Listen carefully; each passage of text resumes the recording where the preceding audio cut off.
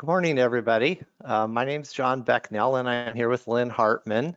And this is a third in our series of EMS well-being and mental health and mental fitness webinars.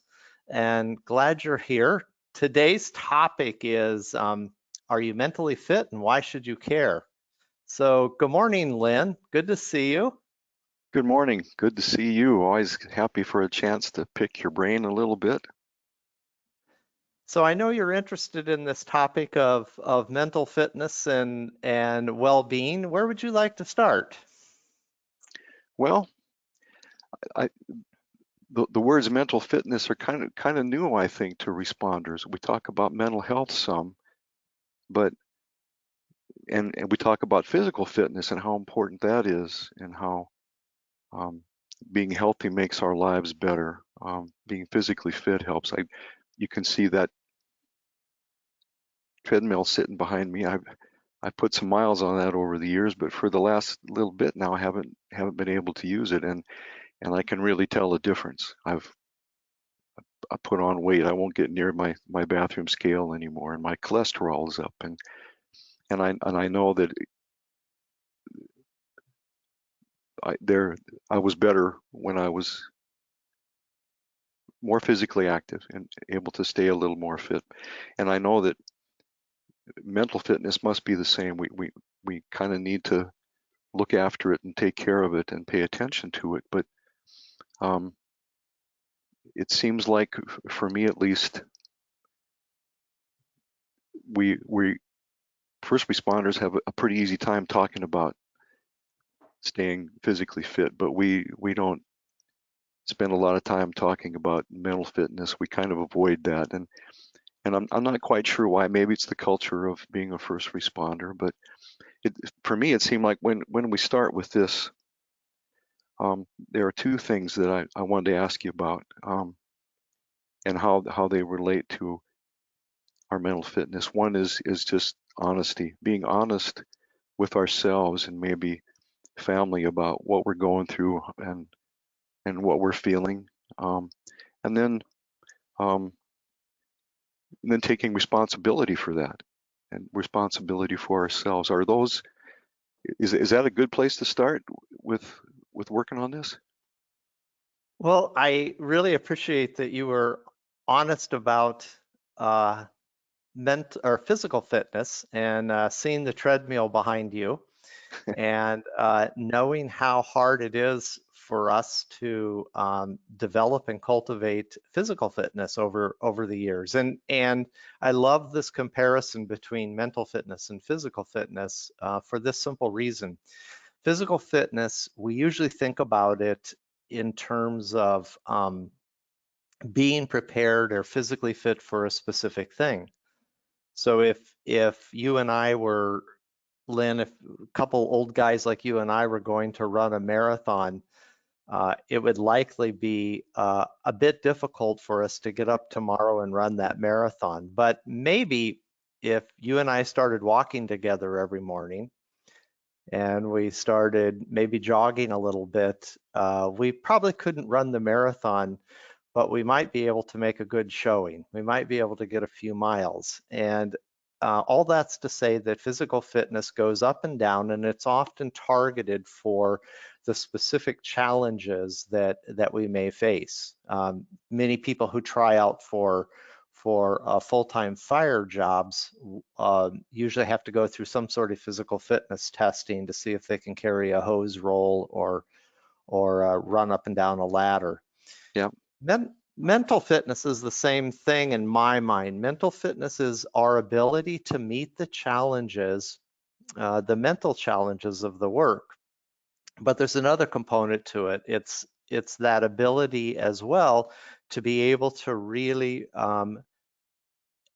receive and experience the mental rewards. None of us get into this work to be miserable. And even though some days may be miserable and frustrating, none of us become first responders and EMTs and paramedics to be miserable. And we've done a bad job of talking to first responders about how to take care of themselves. So mental fitness is kind of a new way of talking about cultivating the thoughts, feelings, awareness, uh, attitudes that are necessary for us to meet the challenges and really realize the rewards of the work. So that does that make sense in terms of comparing the two? Yeah, yeah, it does. Yep. And the interesting thing, Lynn, is that um, we can be physically healthy but not necessarily physically fit. We can go to the Yeah. doctor and get a clean bill of health, EKG is good, lungs are clear, blood pressure's okay. But that doesn't mean that if we leave the doctor's office and need to walk up a steep hill that we're fit for it. Right. And the same thing for mental fitness.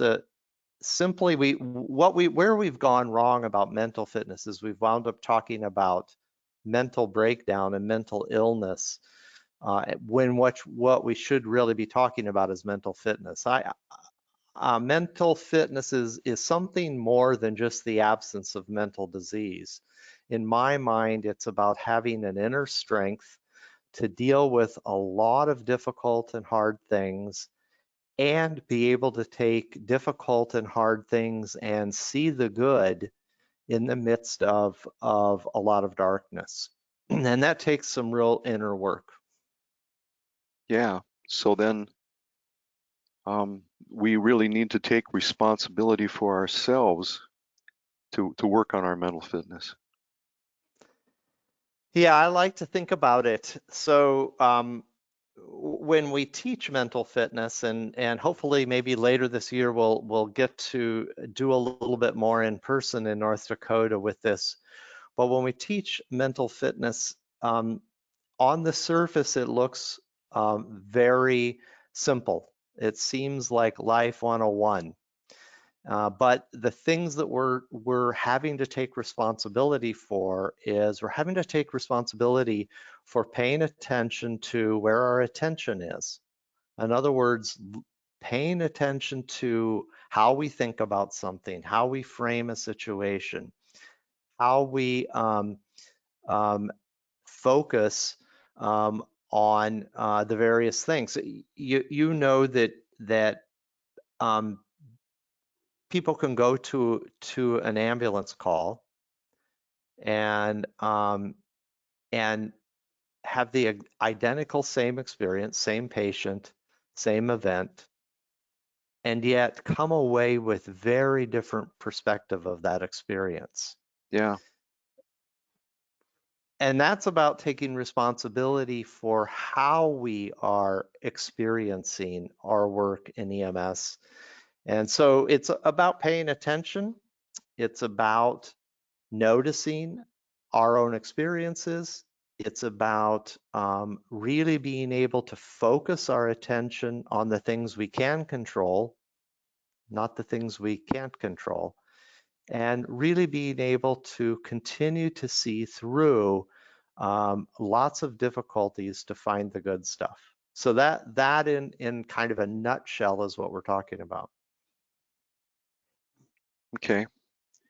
Um, we have so many responders, really good, dedicated people who want to be a part of their ambulance service, and they want to be a part of their family and their community, their businesses.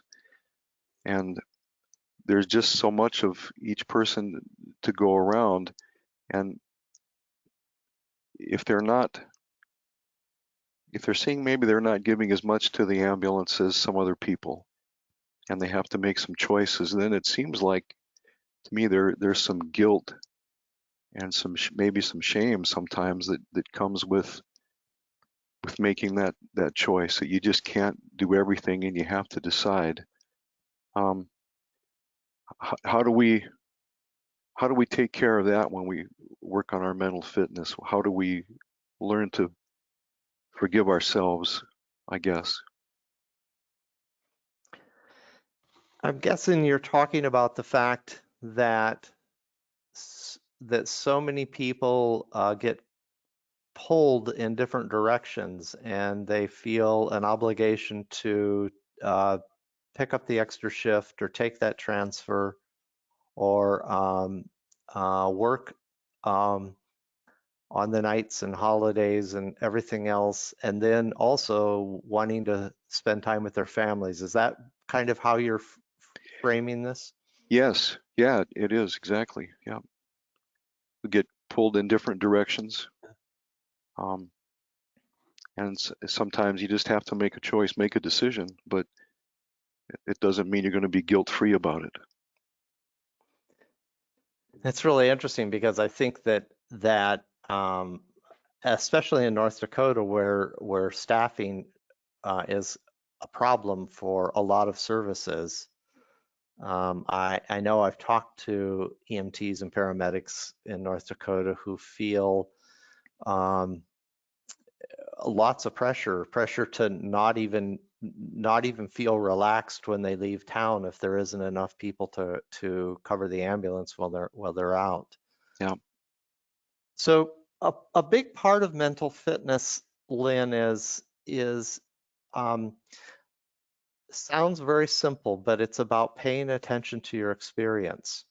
And when we talk about mental fitness, we're talking about the inner life, what goes on in our thoughts and feelings and sense of self and sense of goodness and sense of badness. All of that happens up here, happens in our heads. And I think it's really important for people to realize that anger or guilt or happiness or contentment or satisfaction, all of these are mental processes.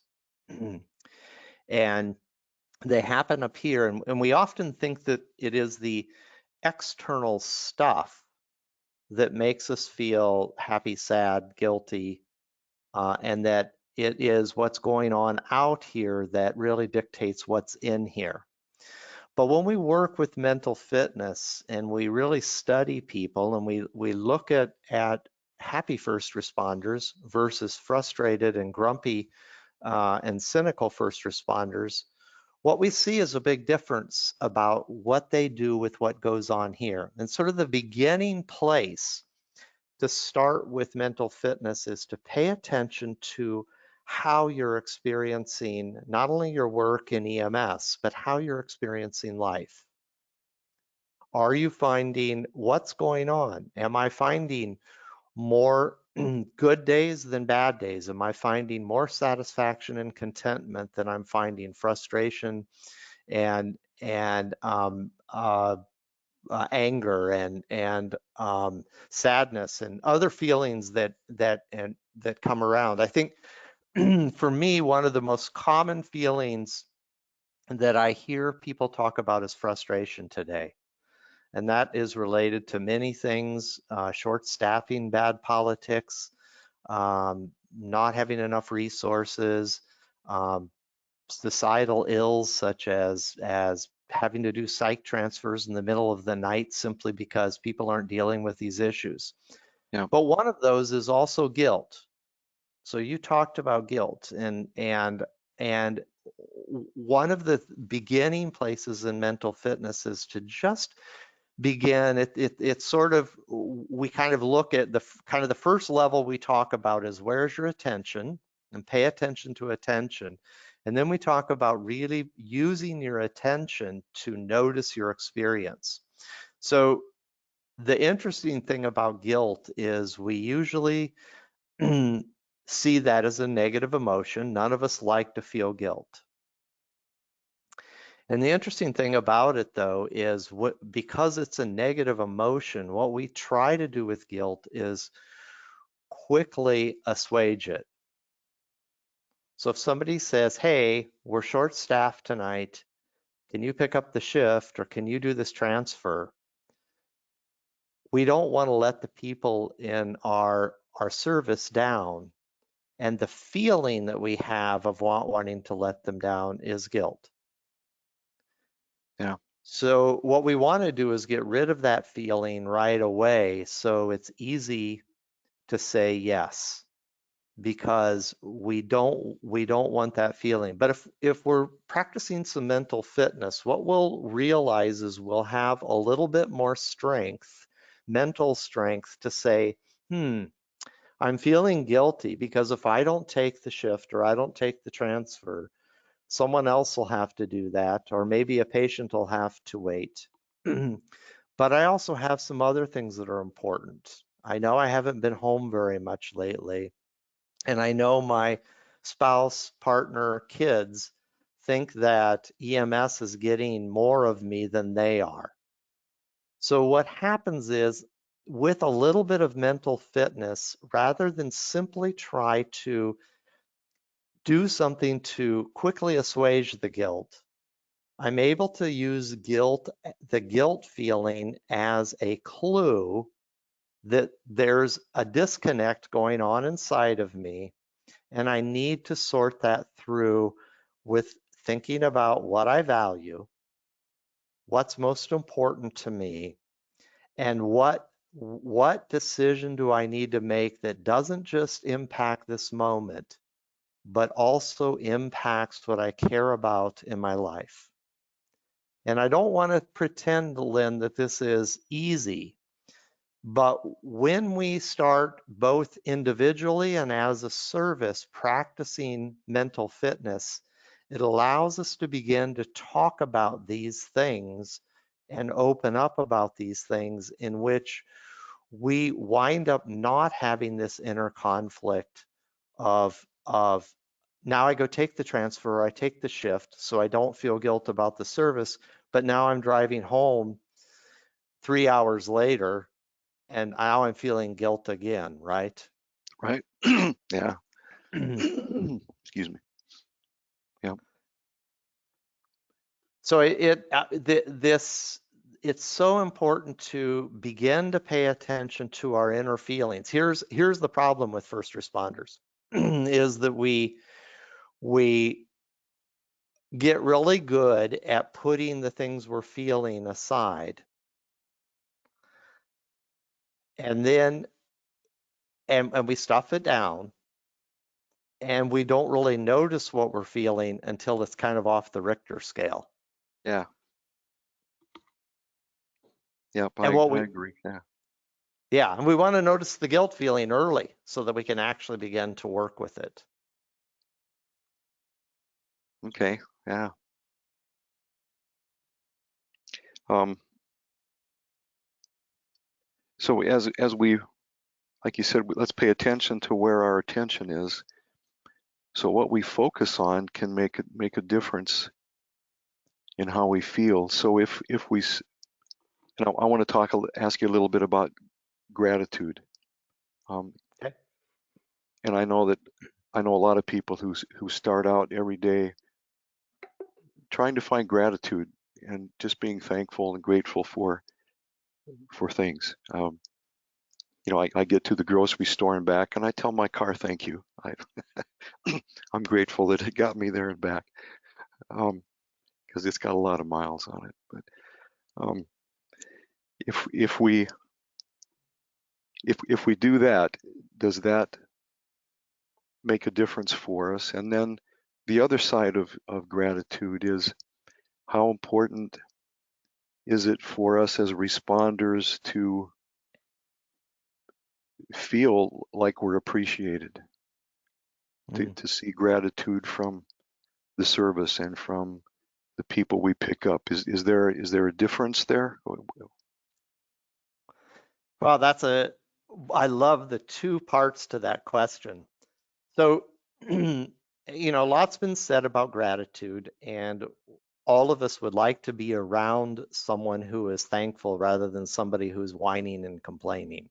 Yeah. And and uh, that is also true in our relationship with ourselves, is that when we are this is why attention is so important. When our minds wander, when we're just letting our minds wander, they tend to go negative. Yeah. And as they go negative, they tend to find what's wrong with things and find what we might really need to be afraid of. Now, all of the news agencies, CNN, Fox News, everything else has really learned this. They've learned that humans tend to pay more attention to the negative stuff than they do the positive stuff. And first responders, when we're going out and dealing with car accidents and people who are having difficulty breathing and people who are struggling in their lives, that's kind of we're exposed to that all the time. And it's really easy for us to go negative. And part of the gratitude practice is a reset for our brain. And gratitude is a way of reframing and giving us a different way of looking at what happened. So I may have the 3 o'clock in the morning bullshit psych transfer. Yep. Okay. That I've got to drive 4 hours and now I'm going to be late for something else and I have to go do that. So my brain is going to tend to go and look at all the things that are wrong. Well, this is really stupid because the hospitals won't do this, and this is really bad because why are we taking a 911 truck out to do a really a non-medical psych I can go all the negative stuff, right? Yep. But here's what's going to happen is if I bring my attention and focus on all that negative stuff, I'm going to be miserable the whole time. But Yeah. I can reframe it by using a little bit of gratitude and saying, you know, I'm glad I'm working with Lynn on this shift. I'm glad Lynn's my partner on this shift. I'm glad that the truck is going running well. And I'm really glad that that blizzard missed us and we're not driving in the snow. When I start reframing things that way, the reality, still going on a psych transfer, it's still 3 o'clock in the morning, it's still going to be 4 hours, I'm still going to be late. But what happens is my mental state is not as miserable during that time. And I'm going to bring less of that crap home. In fact, when we talk to families of first responders, they are concerned when I come home from that transfer and now I'm in a crappy mood. I'm angry. And the gratitude is one of the ways in which we can work with the difficult situation and use our inner ability to find the good in the midst of something that is admittedly difficult, not fun. So that's that part of the gratitude, and that's why practicing gratitude is really important. But you also mentioned this other one. Is it important for us to feel and experience gratitude from our patients or from the public? Is that right? Yeah. So I'm going to say something I think people may find a little bit harsh. Okay. But this gets to mental fitness. If you need to hear gratitude and thanks and appreciation from your patients, families, and the public, you shouldn't be in this business. I'm going to go say that again. If you need, and I'm going to emphasize need, to hear gratitude, thanks, and appreciation from patients, families, the public, maybe the receiving hospitals, you shouldn't be in this business. And Oh, okay. here's why I'm saying that. Is it nice to hear gratitude, thanks, and appreciation from family, patients, public? Yes. Yeah, always. And Yeah. and when we get it, we should take it and let it in. But here's what I want to say is that part of mental fitness is being for ourselves in such a way that we've nurtured a together and mature and healthy inner life so that even if somebody does not say thank you, and even let's go further, somebody says, that was a really shitty ride. That was really, took you so long to get here, and so on. I should not need either to hear the gratitude nor be completely knocked off my keister because somebody criticizes me. We want to cultivate a kind of inner strength that helps us be able to stand tall and calm and confident regardless of what's out there. Now, when we do get the thanks, that's great. And one of the things I would encourage for mental fitness, we see mental fitness as a team sport.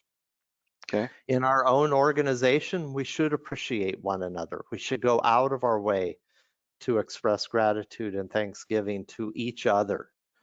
And we should be able to be for ourselves in that way. But what we want is to develop the inner strength to not need it from the outside. Does that make sense?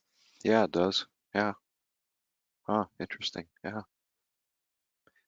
Um, so as we start working on this and each of us take the steps, how do we start to bring this to other people, the people in our services, maybe even our families? And I like what you said, because this is about life. Mental fitness is about life. It's not just EMS or family or work. It's about our lives. And that, I think, is really important. And I've heard you say before that we need to hunt the good. And I really like that phrase. Let's hunt the good. But how do what's a good way just to start, just to say at a monthly meeting, we need to take a look at this, and how do we start getting people to do that? So the first thing I'm going to suggest is that in an organization, let's not pretend that everything's great. These are hard times for EMTs and paramedics. And everything I mentioned before, short staffing, ugly politics, limited resources, all of this is making doing this job very difficult. So a place to start is at training meetings, at staff meetings, is getting to people together. And we've been asking a simple question. And the simple question is, are you enjoying your work in EMS as much as you hope to or as much as you used to? I'll say it again. Are you enjoying your work in EMS as much as you hope to or as you're used to? This is just an open-ended question and what we want to create. So you started this conversation, Lynn, asking about honesty. And I think the path toward more mental fitness is for us to be able to be really honest about what we're experiencing. So if the answer is no, I'm not enjoying this as much as I hope to and as I used to, we as a group together, let's begin to talk about that, because where we want to turn the conversation is we want to turn the conversation toward looking at the things we can control. And I don't know that 2024 will be any better. Right. I don't know that things are going to get easier. I don't know that next winter will be easier, or that the summer isn't going to be really, really hot and dry and fraught with lots of trouble. I don't know that. What I would encourage us to do is to look at our real experience and say, how can we take the stuff we can control, how we treat each other, how we develop our own inner life, how we use simple things like focusing on what we can control, hunting the good, practicing some mental hygiene, all of these things that are all part of mental fitness. How do we as a group begin to do that? So the first thing I suggest is simply make the quality of our experience. What are we experiencing? Am I enjoying the work as much as I hope to, as I used to? And then ask the question, what is it that we could control of all these thousands of things out of our control? What can we control? And that gets back to what the last thing I'll suggest is, often the intrinsic rewards, the reason we got into this business, the stuff we were hoping to realize by being a helper, by going on emergency calls, by being active in our community doing something good, those rewards are still there, but it's hard to find them. Yeah. So one of the things I'm doing in meetings now is I'm just asking people to say this. Since our last meeting, talk about something you found satisfying in working here at our ambulance service. Since our last meeting, talk about something that you found satisfying here at our ambulance service. I'm not glossing over the hard stuff, but I am helping people sort through because I have not found a person who could not find something that was satisfying. Maybe it was a good conversation I had with a colleague. Maybe it was one of the nursing home transfers I did, and I just found being next to this old man on his ride to the hospital was satisfying. He Yeah. needed cheering up. We told an old Polak joke. It was whatever it was. Find the satisfying stuff. That's so important. And if we create an atmosphere in our service that says we care about how we experience this, and damn it, whatever goes wrong and how hard it is, we're going to continue to find the satisfying stuff because we didn't get into this to be miserable. Right. Okay. Yeah, that makes a lot of sense. Good place to start for all of us, I think. Yeah. Well, I also think that's a good place for us to stop then. So we've done our 30 minutes. Anything else before we go, Lynn? Oh, wow, that went fast. No, I just thank whoever is on and wish everybody a safe and happy Easter. And you too, John. Thank you for being a part of this, and I hope you too have a nice Easter weekend, and look forward to visiting with you again soon, I hope. Great. It's always good to talk to you, Lynn, and You I'm too. just really happy that folks in North Dakota are taking some time to think about this. And please feel free to reach out if I can be helpful in any way. The association knows how to get hold of me, and I welcome inquiries or questions. Okay. Thanks a lot, John. Okay, bye everybody. Bye.